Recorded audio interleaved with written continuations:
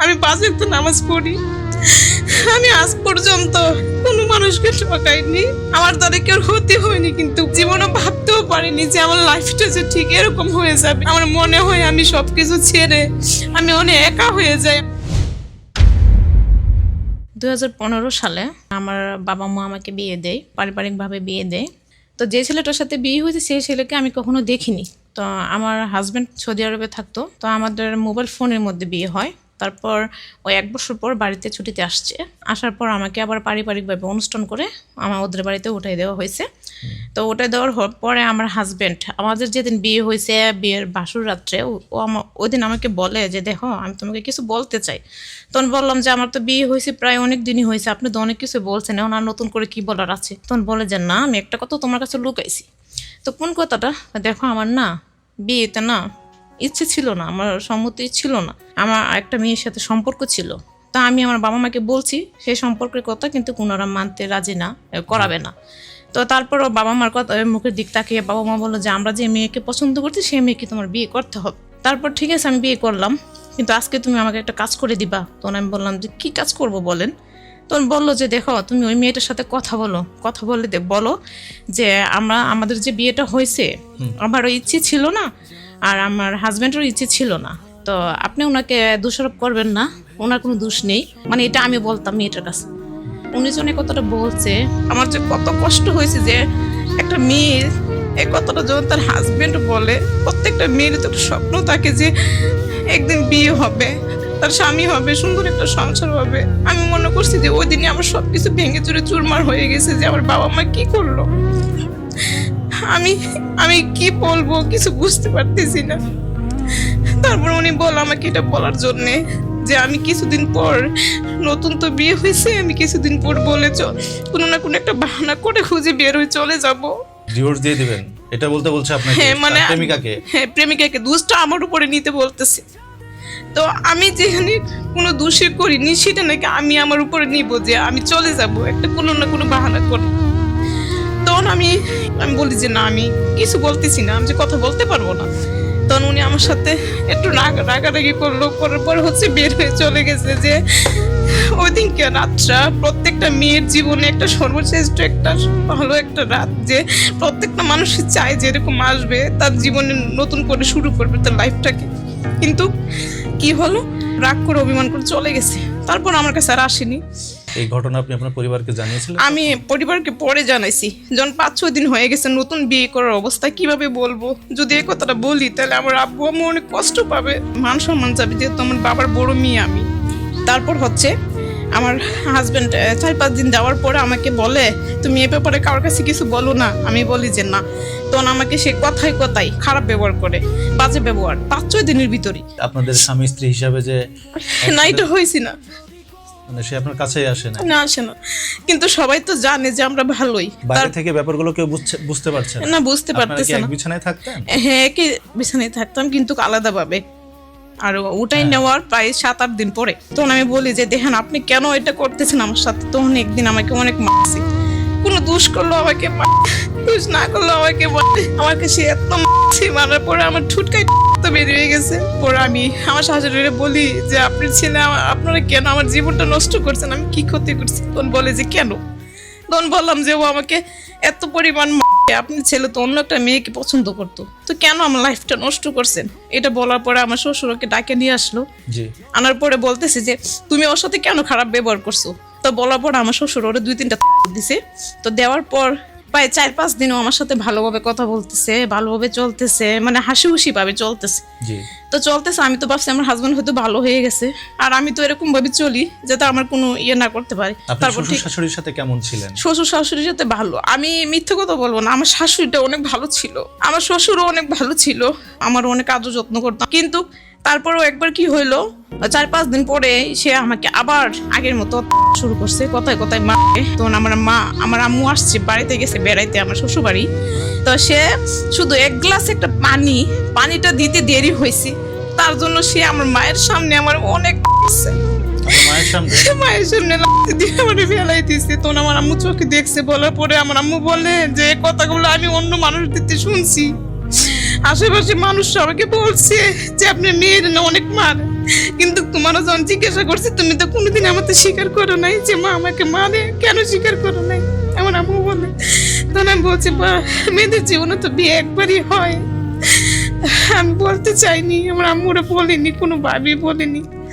তখন বলে যে আমি আর এক মুহূর্ত একদিনও মেয়ের রাখবো না, কারণ আমার মেয়ে আমি রাখবো না। তারপর আমাকে ভালোভাবে ঠিক আছে আমার আম্মু নিয়ে আসলো আমাদের বাড়িতে। নিয়ে আসার পরে আমার হাজবেন্ড আমার সাথে ফোনে যোগাযোগ করে না, আমার সাথে কথা বলে না। আপনাকে উঠিয়ে নিয়ে আর কয়দিন পর আপনার মাঝে নিয়ে আসলো আপনাকে? আর 10-15 দিন হবে। তো আসার পরে যখন আমি বাড়ি থেকে পরে ফোন দিই না, তখন দিয়ে আমার শাশুড়িও ফোন ধরতে চায় না, আমার শ্বশুরও ফোন ধরে না। তখন আমার আম্মু বলে কি তোরে খাওয়াবো না, মানে ভেঙে ফেলবো এটা।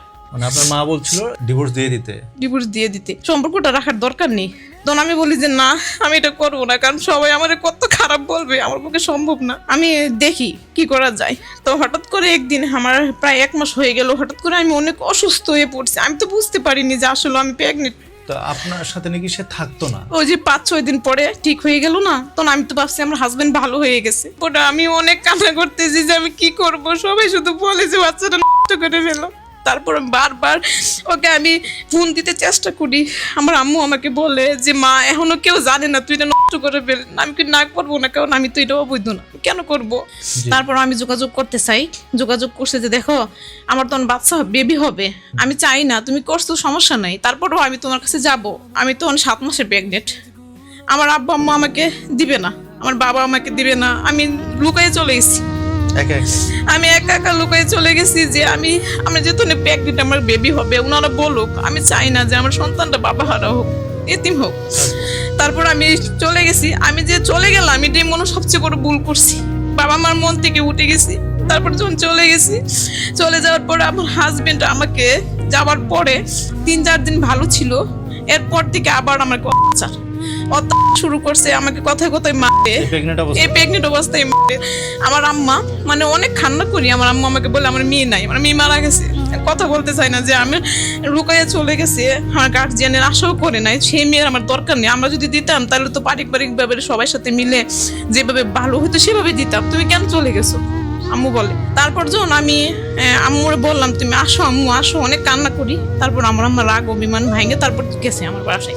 যাওয়ার ওই দিনও আমার হাজবেন্ড ওর ভাইয়ের সাথে ঝগড়া হয়েছে, তো ভাইয়ের সাথে ঝগড়া হয়েছে, এই ঝগড়ার জাতটা আমার সাথে মিটাইছে। আমার মার সামনে এগুলা করি, আমার পেটের মধ্যে আবার তখন সাথে সাথে আমি জ্ঞান হারাই ফেলছি। আর পরে যে কি হয়েছে আমি তো বলতেই পারবো না। পরে সবাই আমাকে নিয়ে হসপিটালে গেছে, যাওয়ার পরে দেখে যে আমার অবস্থা অনেক সিরিয়াস। তারপর দেখার পরে বলতেছে যে আমার মুখ টুক ফুলে গেছে, শরীর ফুলে গেছে, আমার পেটও ফুলে গেছে। তখন সবাই বলতেছে যে মেয়েটা তো মারা যাবে। তারপর আমার আম্মু বলতেছে যে আমি আর রাখবো না। পরের দিন আমার আম্মু আমাকে বাড়িতে নিয়ে আসছে, এই যে আমি চলে আসছি, পরে আমি আর যাইনি। তখন আমার আম্মু চেঞ্জ হয়ে গেছে। তখন আমার আম্মু বলে কি যে এখন যে বাচ্চাটা নিয়ে আসছি, সেখানে বাচ্চাটারে কি করবো? আমি তো তোর আগে বলছিলাম, তুই শুনুস নাই। তারপর আমার বাবা তো বিদেশে থাকতো, আমার বাবার কথা বললে আমি নিজে ডিভোর্স দিয়ে দিছি। তারপর আমার বেবিটা হয়েছে আমার বাবার বাড়িতে। হওয়ার পরে আমার বাবার বাড়িতে সবাই আমার সাথে খারাপ ব্যবহার করে। বাবার বাড়িতে কোথায় কোথায় মা খারাপ ব্যবহার করে, তোর অনেক টাকা ভাঙে বিয়ে দিছি, তোর এটা দিছি, তোর ওইটা দিছি, তুই শ্বশুরবাড়ি থেকে চলে আসছিস, এখন তুই তো আসছিস যাতে আবার একটা বাচ্চাও নিয়ে এসেছিস, তুইটা আমরা কিভাবে কি করব এগুলি নিয়ে। আপনার বাবার তো আর্থিক অবস্থা বেশ ভালোই। তারপর আমার সাথে এরকম শুরু করে। তারপর আমি সারাদিন বাবার বাড়িতে বাদির মতো কাজ করতাম, শুধু আমার বাচ্চাটার দিক তাকাইয়া আমি সকাল বিকাল সব সময় সব কাজ করতাম, যাতে আমার সবার মন যাতে ভালো লাগে, ভালো থাকে। কয় ভাই বোন ছিলেন? আমরা 3 ভাই বোন। আপনি কি বড় ছিলেন? সবাই আপনাকে কথা শোনাইতো?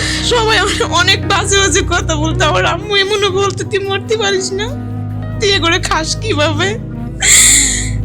আমার অনেক ইচ্ছে হইতো আমি বের হয়ে যাই, একটা মেয়ে মানুষ একটা ছোট বাচ্চা নিয়ে কোথায় যাবো আমি, এই চিন্তা করে আমি থাকছি। থাকার পর আমার অনেক কিছু মন চাইলেও খাইতে পারতাম না, অনেক কিছু পড়তে মন চাইলে পড়তে পারতাম না। তারপরে কোনোদিন ওনাদের কাছে আমি বলিনি, আমাকে যেভাবে রাখতো সেভাবেই থাকতাম। তারপর যখন নাকি হঠাৎ করে 3 বছর হয়ে গেল, আমার বাবা হঠাৎ করে মারা গেছে। তো মারা যাওয়ার পরে হচ্ছে এই ফ্যামিলির জন্য, ভাইটা ছোট, আমার বোনটা মাত্র বিয়ে দিছি, বড় সন্তান, আমি কি করব? তারপরে ছোট বাচ্চাটাকে রেখে আমি জব করা শুরু করছি। যখন জব করা শুরু করছি, প্রায় জব করতেছি আজকে 5 থেকে 6 বছর, পুরো পরিবার আমি চালাইছি। ওনারা এত অত্যাচার করছে। তারপর আমাকে বলতো বিয়ে করার কথা, সবাই বলে তুই কি বিয়ে করবি না, তোর লাইফ কেমনে যাবে, বাড়িতে গেলে বলতো। আমি বলতাম যে না, আমি বিয়ে করলাম, আমার ছেলেটা কি কোথায় হবে। থেকে জব করেন? ঢাকাতে? নারায়ণগঞ্জ থেকে জব করেন। আর বাচ্চাটা কোথায় থাকে? বাচ্চাটা আমার আম্মুর কাছে থাকতো। পুরো ফ্যামিলির খরচ, পরিবারের খরচ আপনি চালাতেন? সবটাই আমি তখন চালাইতাম। আপনার মা কিছু বলতো না আপনাকে? তখনও বলতো কথায় শুধু বলতো, তোমার জন্য সব শেষ, তোমার টাকা পয়সা ভাঙতে ভাঙতে আমাদের জীবনটাই শেষ, তোমাকে অনেক টাকাতে বিয়ে দিছে, আমি যে এত কিছু করতেছি তারপরও এটাই বলে শুধু। কর্ম করে তাদেরকে খাওয়াচ্ছেন, তারপর আপনাকে এইসব কথা আমার শোনাতো? সবগুলো এসব কথা শোনাইতো। আমি তারপরও সংসারটা চালাইতাম। আমার কি একটা জিনিস কষ্ট হয় কি জানেন, আমার জানা সত্ত্বে আমি 5 ওয়াক্ত নামাজ পড়ি। আমি আজ পর্যন্ত কোনো মানুষকে ঠকাইনি, মিথ্যা বলিনি, আমার দ্বারা কেউ ক্ষতি হয়নি। কিন্তু আমার এমন একটা পর্যায়ে আছি আমি, যে জায়গায় আমার মা, আমার ভাই বোন, আমার সবাই, মানে কেউ আমার পাশে নাই। মানে আমি একা হয়ে গেছি। আমার ভালো লাগে না যে আমি কাদের জন্য এতদিন কি করলাম। আমি একটা মেয়ে হয়ে যতটুকু দরকার আমি তো করছি। আমি তো একটা ছেলে না, আমি একটা পুরুষ হয়ে যা করার দরকার প্রয়োজন আমি তাই করছি। তারপরে কোনোদিন মার মন পাইনি আমি। মা কোনোদিন আমার মুখের দিক তাকে একবারও বুঝে না আমার কষ্টটা। আমার তখন অনেক কষ্ট হয়, কারণ পৃথিবীতে অন্য কেউ বুঝুক আর না বুঝুক, একটা মা তো তোর সন্তানের মুখের দিক তাকিয়ে বুঝতে পারে, কিন্তু কখনো না। আমার সারাক্ষণ আমার শুধু মানসিক যন্ত্রণা, মানসিক চাপেই রাখে যে আমি তো একটা মানুষ, আমার যে কষ্ট হয় সেটা কখনো আমার মা বুঝে না, কোনোভাবেই ওনাকে বোঝাইতে পারি না। আমার মনে হয় আমি সবকিছু ছেড়ে আমি অনেক একা হয়ে যাই। আমার ভালো লাগে না, খাইতে ভালো লাগে না, কারোর সাথে কথা বলতে ভালো লাগে না। আমি যে একটা মানসিক রোগী হয়ে গেছি। আমার মন চাই সারাদিন আমি সারাদিন অন্ধকার একটা রুমে বসে থাকি, কেউ সাথে কথা না বলি। আমার কিচ্ছু ভালো লাগে না, কারণ আমি জীবনে ভাবতেও পারিনি যে আমার লাইফটা যে ঠিক এরকম হয়ে যাবে। আমি যে আমার নিজের মানুষগুলা থেকেও এতটুকু আঘাত পাবো আমি কোনোদিনও ভাবতে পারিনি।